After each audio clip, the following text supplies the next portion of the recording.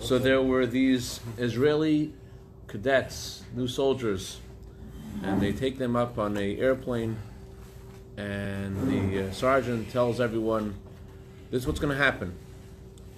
I'm going to tell you to jump, and you're going to jump. And when you jump, you have to yank at the cord. You yank at the cord, and the parachute is going to open. But you can't yank at the cord right away. You have to count to 5. 1, 2, 3, 4, 5. You yank at the cord. And if that doesn't work, count again to 5, and yank the reserve cord, the other emergency cord. So tells the soldiers to jump. The first soldier jumps off. 1, 2, 3, 4, 5. Boom. Oh, that's not the joke. He said, and the buses will be waiting for you on the when you land. The buses will be waiting on the ground to take you back to base. So the first soldier jumps off, and he pulls the cord. Doesn't go. 1, 2, 3, 4, 5. The reserve cord. He pulls it. Doesn't go. The soldier says to himself, there probably won't be a bus waiting for us below either. That's the problem, right? It won't even be a bus. There are a lot of things that people look at for security that make them feel that they feel comfortable, that they feel secure, that they feel good. Some people wake up in the morning, the very first thing they do is they check their Facebook, see how many likes they have. Some people wake up in the morning and they look at their bank account. Oh, my bank is going well. I know that on a day of tzara, b'yem tzara, day of trouble, I still have some money to saved. So everyone has something else that they look at and they feel, they feel secure about it. And the question is, and there are many things that make a person secure and give us what we need to have to live the way we need to live. There was a famous therapist, Abraham Maslow, who made a pyramid about human needs.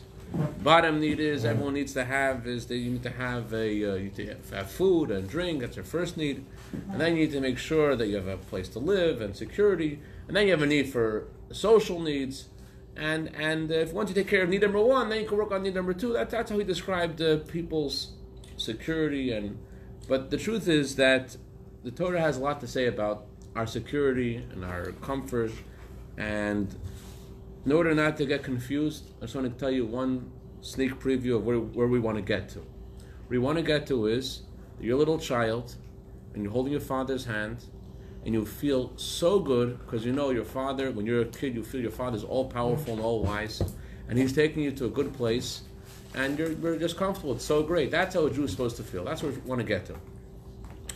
But before we get there, let's analyze a little bit of this week's Torah portion and see how this Torah portion really has a lot of tension about this exact subject, about security, about peace, about where we're supposed to be, and the challenges we have to get there. There's one sentence in the Torah this week where Moshe Rabbeinu, Moses, is going to take his father-in-law's sheep out to pasture, and famously Moshe Rabbeinu goes and he sees a burning bush, right? And the bush is burning, but the bush is not being consumed. And God appears to Moshe Rabbeinu, and he says to him, Moshe Rabbeinu, Moses, I have a job for you. And Moses says, I'm not the right man for the job. Why am I not the right man for the job? Because I have a heavy tongue, and I cannot do it. Now, how come Moshe Rabbeinu had this lisp? How come he had this speech impediment? Why was he unable to speak? So Medrash tells us the following story. Medrash says that when Moshe Rabbeinu grew up in the Pharaoh's palace, so he was raised in the Pharaoh's palace, and everyone loved him. The Pharaoh's daughter loved him, hugged him, and kissed him, and Pharaoh himself would play with him and hug him. So one time Moshe Rabbeinu was playing with a Pharaoh, and he takes the Pharaoh's crown off of his head and he places it on his own head. So the Pharaoh's advisors are like, this is a bad sign. You don't want this kid to live, because this kid might be the kid that we predicted is going to rise from the Hebrews and overthrow you. So the Pharaoh's like, well, let's figure this out. And they decide to make the following test. The test is they're going to bring in front of Moses a few golden coins, and they're going to bring in front of him a hot coal. If he chooses the golden coins, it means he's out for wealth and power. If he chooses the coal, then he's not out for anything special, just he's a kid looking at bright objects.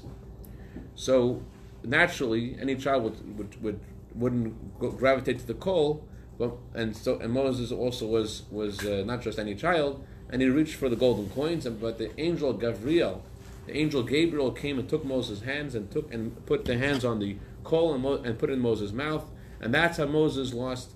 He got that speech impediment. He was unable to speak regularly. But the question like this, a bunch of questions about the story. I don't know if we can get through all the questions, but let's try to do at least some of them. First of all, how come Moses had a doubt about God's decision? God chose him, so of course he's the right man for the job. Did Moses doubt that God knows what he's doing or not? If God chose him, if God chose you, would you say, well, are you sure? I mean, think about it. You're talking to God. God knows everything. Are you sure? Of course God is sure. What's the question? And also, what does God respond to Moses? God's response to Moses also doesn't make sense. What did God tell him? Who gives man the ability to speak? Is it not I? Moses didn't know that? What did God tell Moses that he didn't know that answered Moses' question? And also, Moses repeats this claim again 2 chapters later when he goes to the Pharaoh. Right before he goes to the Pharaoh, he tells God, how can you send me? I have the speech impediment. How can I go? So, to understand this, we have to first analyze something else. Let's go 2,000 feet up for a second, and let's ask a question on a different angle. Why is it that by divine providence that Moses had the speech impediment? Why is it that Moses couldn't speak regularly? It would seem that to be a leader, to be a prophet, to lead all the Jewish people, one of the things you would need to do that is to talk and communicate. And yet Moses was missing in this arena. Moses couldn't speak regularly. Why not? And God's response doesn't answer. God says, I could cure you, and if I wanted to. In fact, Nachmanides says that the reason why Moses resisted God's choice was because he said, I could tell from you that you don't really want me to do this job. Because if you wanted me to do this job, you would have healed me. Since you didn't heal me, I can tell that this wasn't really what you want him. You're not really interested in me. If you were interested in me, you would have the first thing you would have done is heal me. So I must have misunderstood what you're asking me to do. That's how Nachmanides explains the exchange. And God does respond to Moses, according to Nachmanides, and he said to him, I could have healed you, but I want you to remember how I saved you when you were a child. I want you to remember how I saved you and how you got that list for your whole life. You should always have that list, says Nachmanides. God wanted Moses to remember that in order that Moses should always feel God's kindness and gratitude to God because God saved him when he was a child. That's what Nachmanides explains the purpose of his list. So, according to Nachmanides, there's no intrinsic relationship between Moses and the list. It's just that it's a way that God saved him, and God wanted Moses to always have that in him, on him, part of it, that he should feel this dependence and gratitude to Hashem. That's Nachmanides explained this. The Shalah has a very fascinating explanation. It sounds theatrical. It sounds like it's from a movie. The Shalah says like this: Moses comes before the Pharaoh.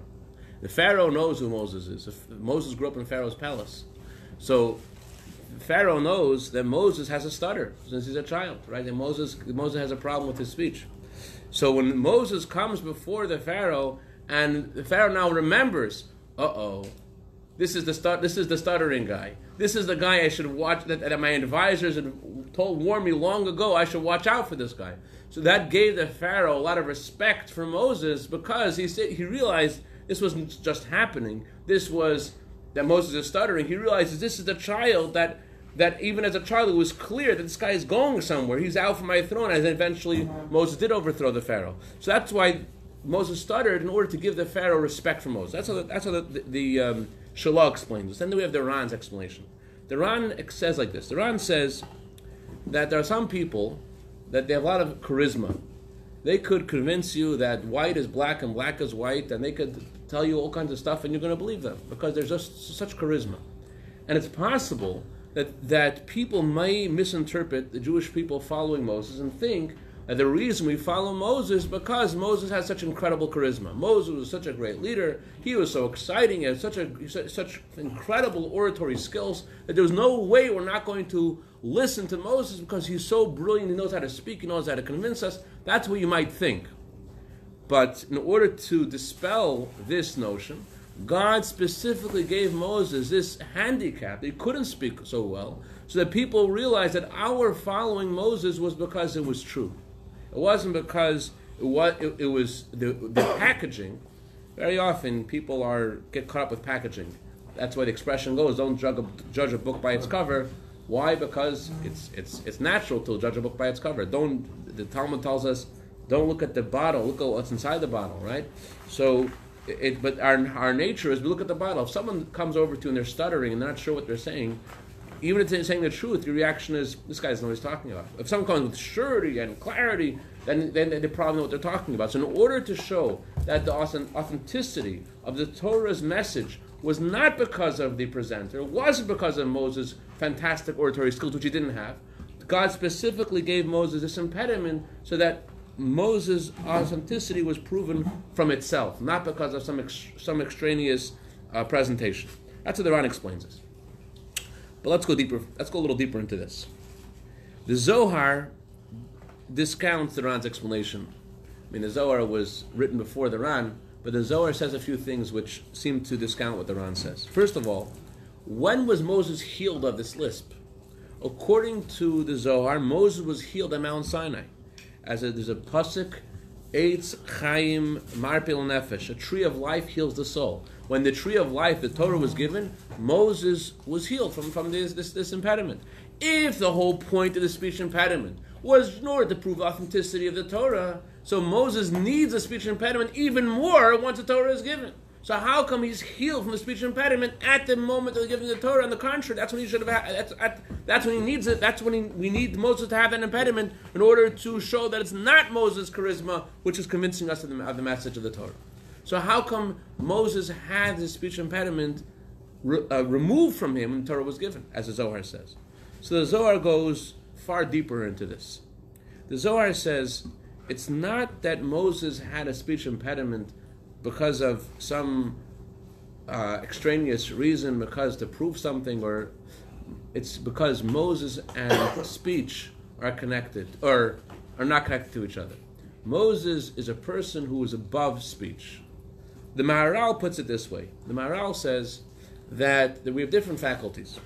We have faculty to see, or faculty to hear, or faculty to speak. There's a difference between our faculty of speaking and that of our seeing and hearing. Seeing and hearing are things that we are reflexive.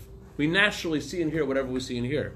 But you have to decide to speak. You have to decide you're going to say something. You don't automatically speak. At least some of us don't automatically speak. Some of us automatically do. So the Talmud says, right? That's why Hashem made many gates around the mouth, the teeth, and the lips, and the tongue. So we shouldn't just splurt out everything which is in our head. Anyways, but you have to decide to speak. So the Maharal says Moses was of such a divine character that he didn't connect with speaking. He was above the physical body, and so seeing and hearing, yeah, but speech is something which indicates more of a connection with the body, and he was above that. Chassidus, Alter Rebbe, explains the inner meaning of that. Chassidus says that Moses was from the world of Tayu. Moses was from the world of truth. And the world of truth which is above the physical reality. And therefore it's impossible that Moses' truth should possibly be conveyed in this world. Because the whole idea of speech is revelation. Moses was such a high level of truth it could not be revealed in this world.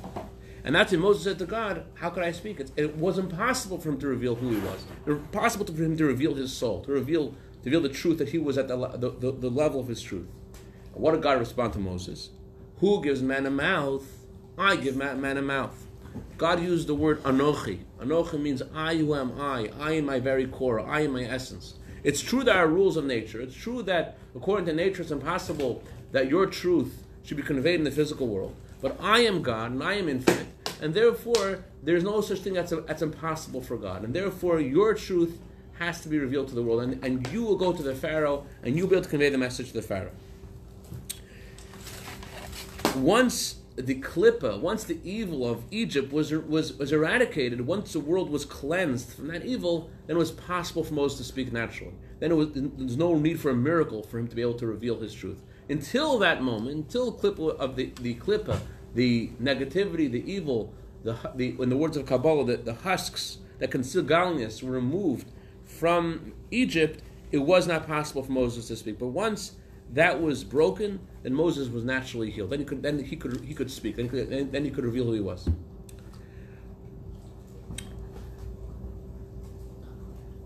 It's very confusing. You read the Torah to understand the. Oh, we have 8 minutes left, so let's chap rein. Chaim v'rach.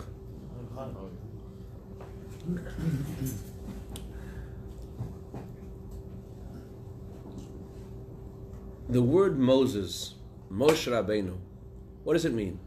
Why do we use that term to describe him? Who gave him that name? We know who gave him that name? Basia, the Pharaoh's daughter. And that name is a little bit of a strange name to use for Moses because there wasn't the name his parents gave him.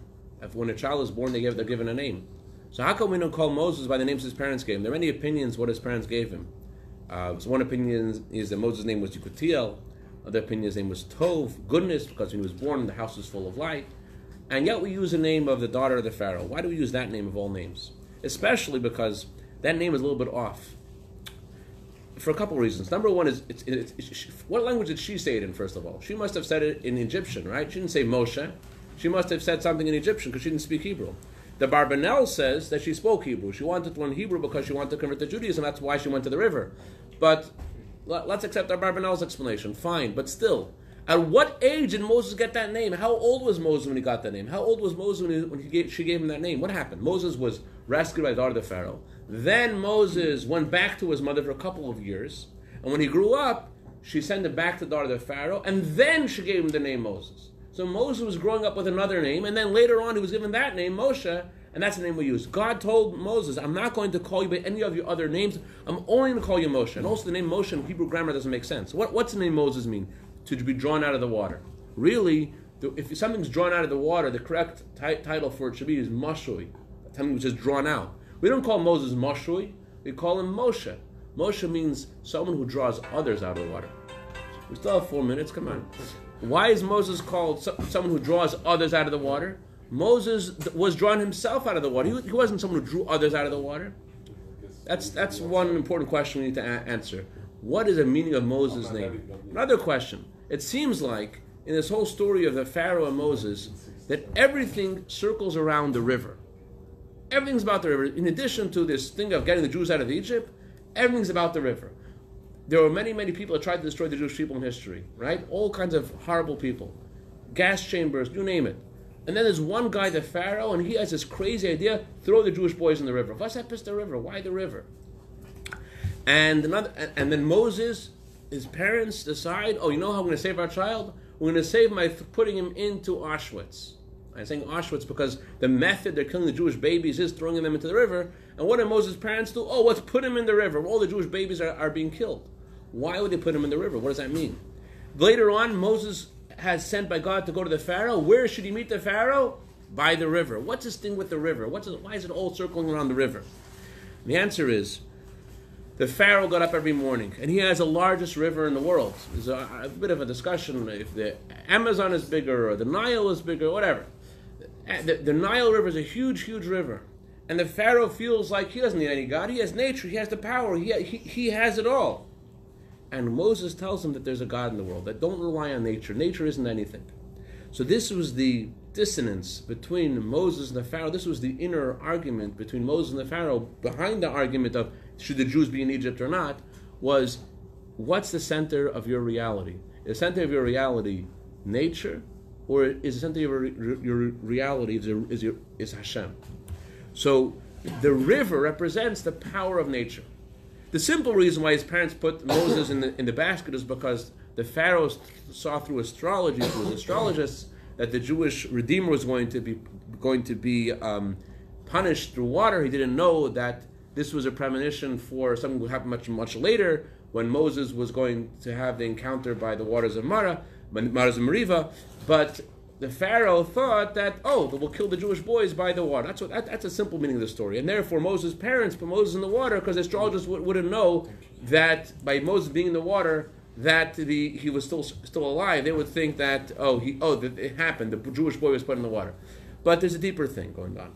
The Pharaoh said that all that life is about is the water. All that life is about is nature. And to counter that, God sent Moses to the world. God sent Moses to the world so we should realize that nature is not a thing. Nature is just a tool. That's the idea of Moses being saved by the Nile. You think that the Nile River represents your power. On the contrary, the Nile River itself will save Moses. There is a Jew, Langezund, named Nosson Kanelsky. He lives in Kfar Chabad. In 1969, he was living in Russia, and his uncle, Naftali Hertz, went to visit the Rebbe, asked the Rebbe for a bracha for him, so he and his family should be able to leave Russia and come to the United States. And he went by the Rebbe, and it was right before Yom Kippur, and he had just received a picture of the Kanelsky family. He wanted to present this picture to the Rebbe. The Rebbe should give a bracha that this family should leave. He gives the Rebbe the picture. The Rebbe doesn't say anything. What does that mean? So the Rabbi Kanelsky went to the Ovir. Ovir is the Russian immigration office. Even though he got the message from his uncle, grandfather didn't say anything. Grandfather was a code for Rebbe. He couldn't say. He sent he sent a picture. I skipped the part. I'm trying to catch, but we finished by 8:00. He sent a picture to his uncle. He said, bring this to grandfather and tell me when to leave. He brought it to the Rebbe. The Rebbe didn't say anything. He went back to Ovir. The lady of Ovir takes all of his papers, rips them up, says, "You'll never leave. You're going to die in Russia." Anyways, and he's very depressed. Of course, he doesn't know what's going to happen. He's stuck there. The following year, he decides to try his luck again, and this time he doesn't just come with luck. He decides to come with 5,000 rubles. It's a good idea, right?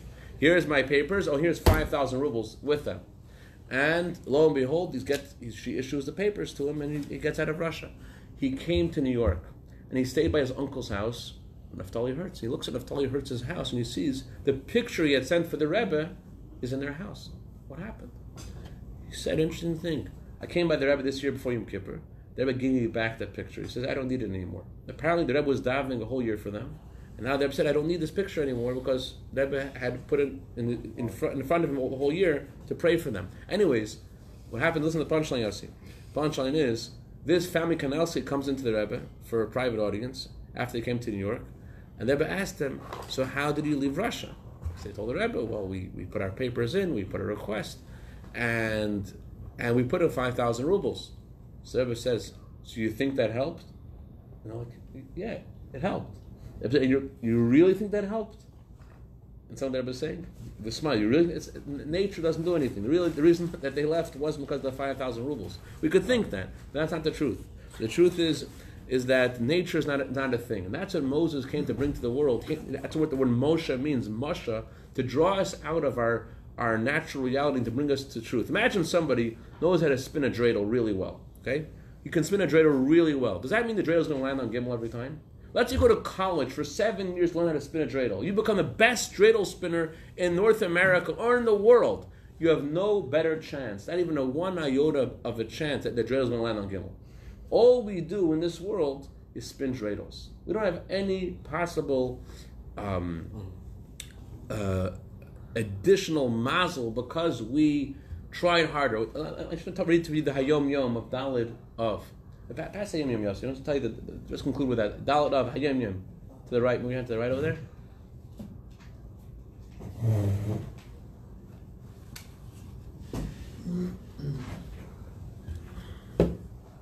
By the way, tonight's the yard site of the Rambam, and it's a very special day of bracha for the Jewish people. It says that the day of the yard site of Tzaddik is the neshama has an aliyah and causes salvation in the world, especially those who study the Rambam. And today's a great day to begin studying the Rambam anew for those who haven't yet started to study the Rambam. So in the Hayom Yom of Dalid of, the Rebbe writes the following words. Dalid of, the Rebbe says, no matter how much effort is exerted, no one can earn 1 cent more than God has ordained that he, this particular person, shall earn. One must do what is necessary, but one must remember that all his work is but an adjunct.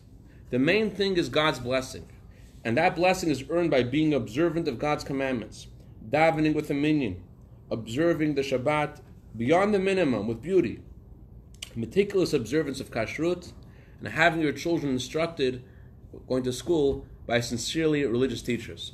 So nature doesn't do it. We're in God's hands.